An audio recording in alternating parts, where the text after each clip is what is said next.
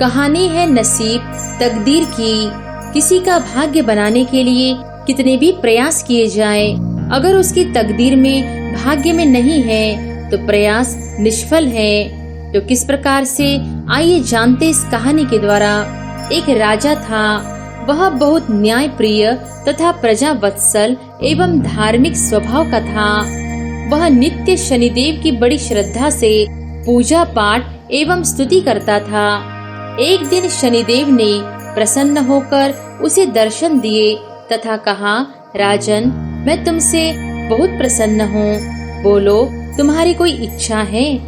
प्रजा को चाहने वाला राजा बोला, भगवान, मेरे पास आपका दिया सब कुछ है।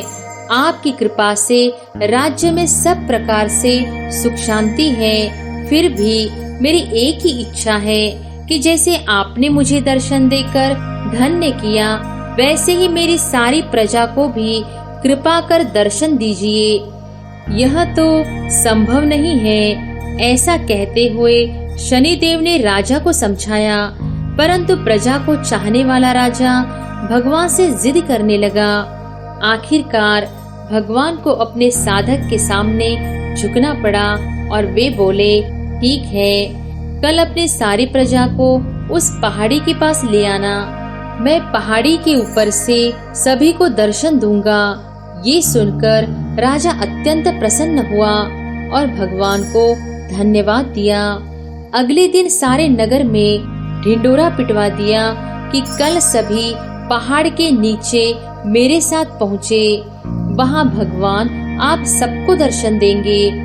दूसरे दिन राजा अपने समस्त प्रजा और स्वजनों को साथ लेकर पहाड़ी की ओर चलने लगा। चलते चलते रास्ते में एक स्थान पर तांबे के सिक्कों का पहाड़ दिखा। प्रजा में से कुछ एक लोग उस ओर भागने लगे। तभी ज्ञानी राजा ने सबको सतर्क किया कि कोई उस ओर ध्यान न दे, क्योंकि तुम सब भगवान से मिलने जा रहे हो। तब तांबे के सिक्कों के पीछे अपने भाग्य को लात मत मारो। परंतु लोभ लालच के वशीभूत प्रजा के कुछ एक लोग तो तांबे के सिक्कों वाली पहाड़ी की ओर भागी गए और सिक्कों की गठड़ी बनाकर अपने घर की ओर चलने लगे। वे मन ही मन सोच रहे थे, पहले ये सिक्कों को समेट ले, भगवान से तो फिर कभी मिल ही लेंगे। राजा खिन्न मन से आगे बढ़े। कुछ दूर चलने पर चांदी के सिक्कों का चमचमाता पहाड़ दिखाई दिया। इस बार भी बचे हुए प्रजा में से कुछ लोग उस ओर भागने लगे और चांदी के सिक्कों की गठड़ी बनाकर अपने घर की ओर चलने लगे। उनके मन में विचार चल रहा था कि ऐसा मौका बार बार नहीं मिलता है। चांदी के इतने सारे सिक्के फिर मिले न मिले, भगवान तो फिर कभी मिल ही जाएंगे। इसी प्रकार कुछ दूर और चलने पर सोने के सिक्कों का पहाड़ नजर आया। अब तो प्रजाजनों में बचे हुए सारे लोग तथा राजा के स्वजन भी उस ओर भागने लगे। वे भी दूसरों की तरह सिक्कों की गठरियां लाद लाद कर अपने अपने घरों की ओर चल दिए। अब केवल राजा और रानी ही शेष रह गए थे। राजा रानी से कहने लगे, देखो कितने लोभी है ये लोग, भगवान से मिलने का महत्व ही नहीं समझते। भगवान के सामने सारी दुनिया की दौलत क्या चीज है। सही बात है। रानी ने राजा की बात का समर्थन किया और वह आगे बढ़ने लगे। कुछ दूर चलने पर राजा और रानी ने देखा कि सप्तरंगी आभा बिखेरता हुआ हीरों का एक पहाड़ है। अब तो रानी से भी रहा नहीं गया।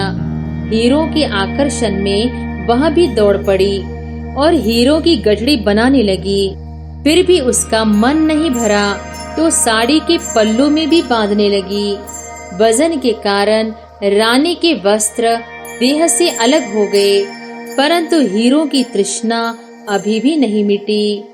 यह देख राजा को अत्यंत ही ग्लानि और विरक्ति हुई। बड़े दुखद मन से राजा अकेले ही आगे बढ़ते गए। वहाँ सचमुच भगवान खड़े उनका इंतजार कर रहे थे। राजा को देखते ही भगवान मुस्कुराए और पूछा, कहाँ है तुम्हारी प्रजा और तुम्हारे प्रियजन? मैं तो कब से उनसे मिलने के लिए बेकरारी से उनका इंतजार कर रहा हूँ। राजा ने शर्म और आत्मग्लानि से अपना सर झुका दिया। तब भगवान ने राजा को समझाया, राजन, जो लोग अपने जीवन में भौतिक सांसारिक प्राप्ति को मुझसे अधिक मानते हैं, उन्हें कदाचित मेरी प्राप्ति नहीं होती और वह मेरे स्नेह तथा कृपा से भी वंचित रह जाते हैं। जो जीव अपनी मन, बुद्धि और आत्मा से मेरी शरण में आते हैं, उनके लिए सर्व प्राप्तियां स्वतः पूरी हो जाती है।